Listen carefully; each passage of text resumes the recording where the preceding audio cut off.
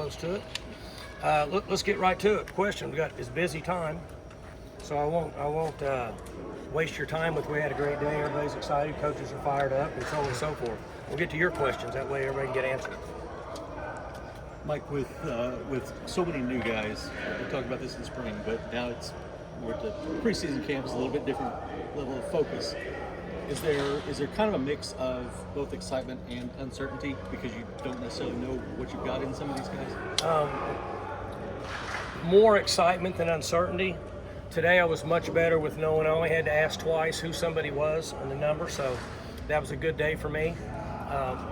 I feel much better about that side of it, and the excitement is greater than the uncertainty. Just seeing what the guys we had in the weight room in the summer, the off season, and our gains and strength levels are in the top 3 of all time since I've been the head coach here. So that showed a real strong commitment from our team to me, in my opinion.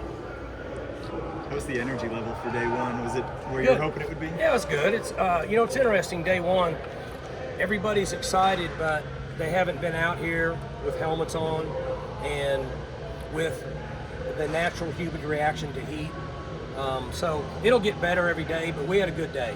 We're not in pads, so that's kind of a downer. So I think with maturity, you start to understand what you're going to get each day, and I'm happy with what we got today from the team. You lost a lot of good players, but you brought in a lot of players. We'll see what kind of players they are, but when you look at just raw talent, what's the talent level of the new guys? I think that, the age of the portal, I think this is the future, right? Some go out, some come in. You would like to minimize that, but I'm not sure that's going to happen anymore. And I think that we went stride for stride. We'll know a lot more in about 3 weeks, and then we'll really know a lot more October 1st. But I feel good about the exchange we made player for player. Is there a position group or two that you're really excited to see the competition of fall camp this year? All of them. Defensively it's interesting because being in some more odd front than we've ever been in before will be fun to watch. It'd be interesting to watch how our middle player competes. We've got a number of running backs that don't really have much experience. It'll be interesting to watch and see where they're at. And then it'll be interesting to watch how things transform and as we go through the quarterback position.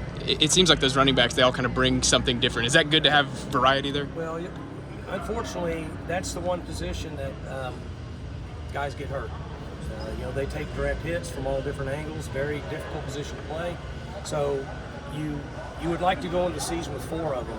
If you go in with 3 and then the 4th guy learning on the run, it's okay. But that's the one position you always concern yourself with from a depth standpoint. Is that second scenario kind of 3 with 1 learning on the run? Is that where you feel you're at right now? I think so. Is that going to be kind of an important thing, that just monitoring usage, not just games, but here in practice? Yeah. Sure keep So, in my opinion, the difficult side of evaluating and getting running backs ready is they really have to run full speed and get hits in order for you to know where you're at. We don't do as much of that now in practice as we did years ago. It used to be live and running backs in team period, and so you knew in a couple weeks who was prepared and physically had the ability to compete on game day. Now we don't take as many direct hits in practice, so unfortunately you learn some in the first 2 or 3 weeks. Mike, you talked at Big 12 Media Day about improving the run game, getting that more set. I know this is just day 1, but how do you feel where you guys are now in that regard, and what do you want to see in the coming weeks in practice? I think the commitment has to come from our staff and our concepts and schemes, and then in most cases you get good at what you practice and things that you make a priority you improve on. And so I've asked our offensive staff to make it a point to improve in the running game, and I'm fairly confident that'll happen. If you look at some of the Big 12 preseason polls and you guys are a little bit lower, you've had some of your best seasons in the past when maybe people outside the program didn't have the high. Yeah, so here's the good news about the Big 12. Nobody knows what's going to happen in this league. And I've said this a number of years, is the parity in this conference, and it's even grown more now with the new teams coming in. And so I think our players look at that some. I don't know. I never hear them talk about it. Sometimes I bring things up to them to kind of jab them, and they're unaware of it. It's kind of a downer. I think I can really set them off, and they really, they were probably watching SpongeBob or something instead of actually paying attention to that. But with the Big 12, you just look over the history at 3, 4, 5 years. It's pretty much anybody's game. Mike, going back to running backs there, I noticed DeAndre Jackson's not on the roster. Is he no longer with the team? That's correct, yes. Tim Rattay says he always likes to see the first day of practice because he wants to see just physically, how much better the quarterbacks look. Maybe if they've got a little more on the ball, the way they throw it. I'm sure you were looking at that too. Yeah, they've had good numbers. We had a couple quarterbacks that shot up strength levels from April to last week, and that's what you'll see with quarterbacks that have really done well in the weight room, and in all their core and their torso and such. You'll see it out here in practice, and so like the other positions, we had a couple of guys that shot up pretty good in that area. What's the importance of Kendall Daniels to the defense this year? Is that increased over what you needed maybe from him in the past? Yeah, for two reasons. One, he's a returning experienced player. Like, he was out there last year and he would make plays, but he was just out there. Freshman, if we're relying on freshmen to win games, it's not generally going to turn out very good. Now he's a veteran. He gets it. He understands. I can remember playing in my second year after I played as a freshman, and I saw the game much differently. And the position he plays is very important in the style of defense that we'll be in a lot this year. Again, I know it's early, but what have you seen so far? How do you sort of see him adjusting in the new role? Well, I watched him today, and he looks aggressive, and he's at a unique spot. He has to be very aggressive, but also defend the field. So he has to study tape. He has to have an understanding and a good savvy and concept of the game, and he seems like he's doing well. I kind of watched him today. We know a lot more in a week. Bowman is obviously a first-year player here at OSU, but all the experience he has just in college football in general, how much does that help him get acclimated to your scheme? And your offense? I should know this, but he's probably like 24 years old or something. And as we all know, in this game, there's a considerable difference from a 24-year-old and a 20-year-old, just like there is an 18 and 22, just experience.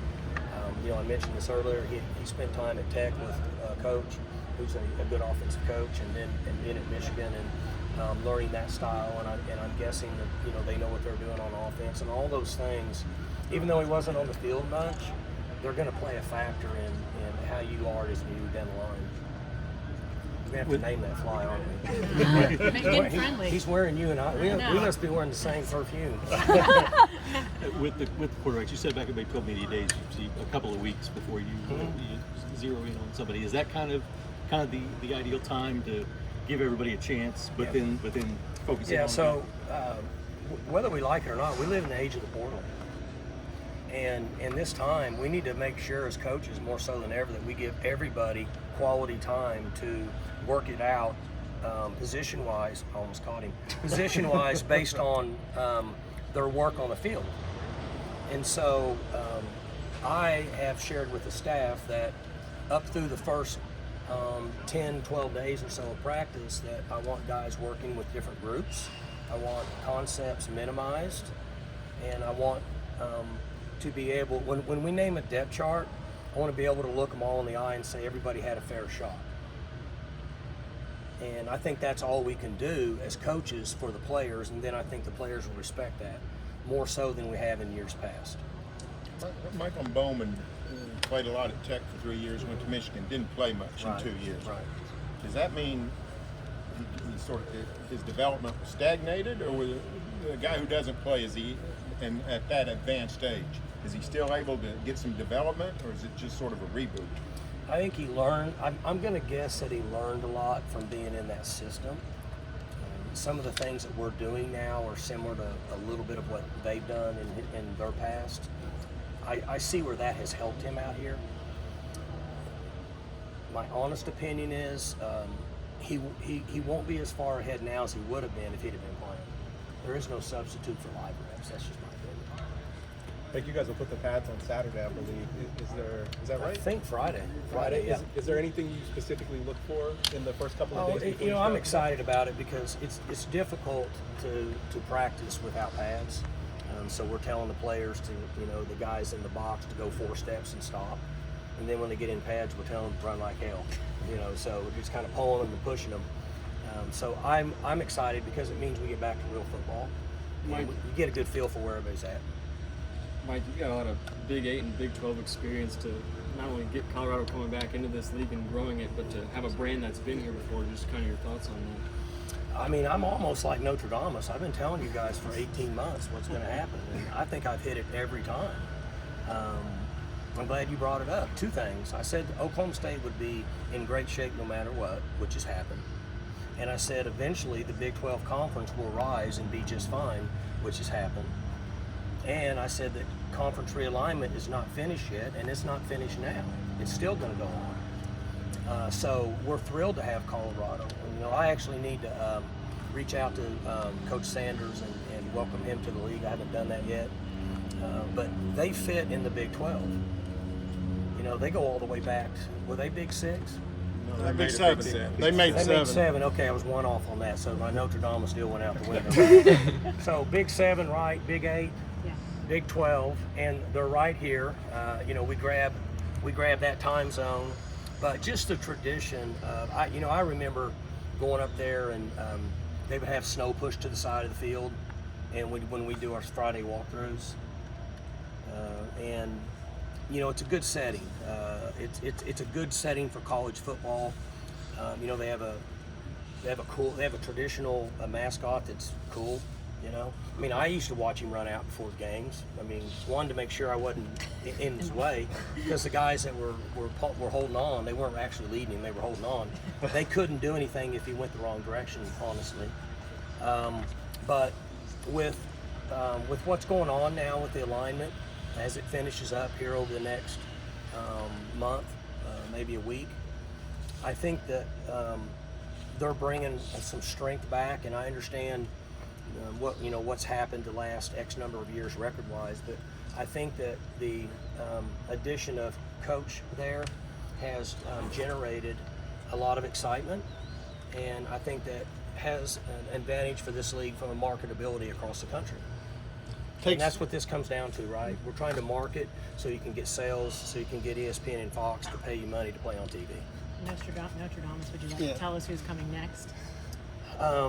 I mean, you know what I should do? I should write it down and stick it on We've a wall. got some cameras here. Keeping track of this for us. I should write it down and stick it up there, and then when the next group comes, you guys will be excited. It takes the distinction away from Oklahoma State. Colorado will now, once they come back in, have the tightest sidelines. Theirs are tighter I than forgot these. about that. That's right. Yeah, then they have that low wall. Yeah. Yeah. And I think, you guys might know, I think they were selling beer at games way before everybody else. Yes, Yeah, I correct. think so. They had a brewing company that was 42 minutes away from their campus, so. Coors, they call it. And gold. The banquet beer. No, that's right. Yeah, the gold jackets, the old banquet style. That's real beer. I'm working on a renovation story for Boone Pickens. Is there anything you remember about first stepping into the stadium, way before it was ever Boone Pickens? Renovation. Or just like the off-season changes to the stadium. In our stadium. Yes. He's talking about Louisville. Yeah. When I came here, started watching games in high school. I didn't come to a lot of games here because it was much further than going to Norman. I could get to Norman easier. Right. But when I came here, I didn't really pay much attention to it because at that time, when I was playing high school ball in Midwest City, I mean, our locker room was the size of this meeting here and had one toilet and it leaked most of the time. So things like that didn't affect me. Then when I came here, I was playing. I didn't really care. But then when I became a coach and you started recruiting and you started hearing, that's when it became an issue and you started looking around. And with what you see now on the north side, and then they matched the paint really well. The black seats look really good. They've made it a comfort zone for people to want to come to the games and be comfortable, because now that's the trend, right? Luxury seating, people coming to the games, being comfortable, get them to go to concession stands, get them to spend money, all the things that don't matter, that all matter now. And then once they do the north side, we'll have a really beautiful stadium. And he started it however many years ago. And once this is completed a year from now, it's really going to be a beautiful stadium. I think that the capacity is perfect. I think the seating's going to be good. There's not really a bad seat in the stadium. And we just have a few other things to do over the next year or two, and it'll be a beautiful complex. Last couple questions, or we're going to lose our players. You know, Mike, I think it was at USA Today, to welcome Colorado into the league, they ranked the stadiums in the Big 12, and they had you guys number one. Really? Going forward, yeah. And you've been just at any stadium in the country. I've been in a lot of them now. There's not very many that I haven't been in that people would say are worth being there. And there's a different approach, right? So, if you have the approach of being at Tennessee on the river, and it's 106 or 10 or something like that, but is every seat a good seat? So it's a difference of opinion. Colorado is a cool stadium, and I think they used to walk up and the basketball arena was connected. Is it still that way? Or did they get a new arena? No, same one they had from when you were there. Yeah, you go up and it's back in there. Yeah. If you're a traditionalist, you're going to like what we've done. If you're looking for, a different concept compared to, people that have 110,000, but this is a good place to play.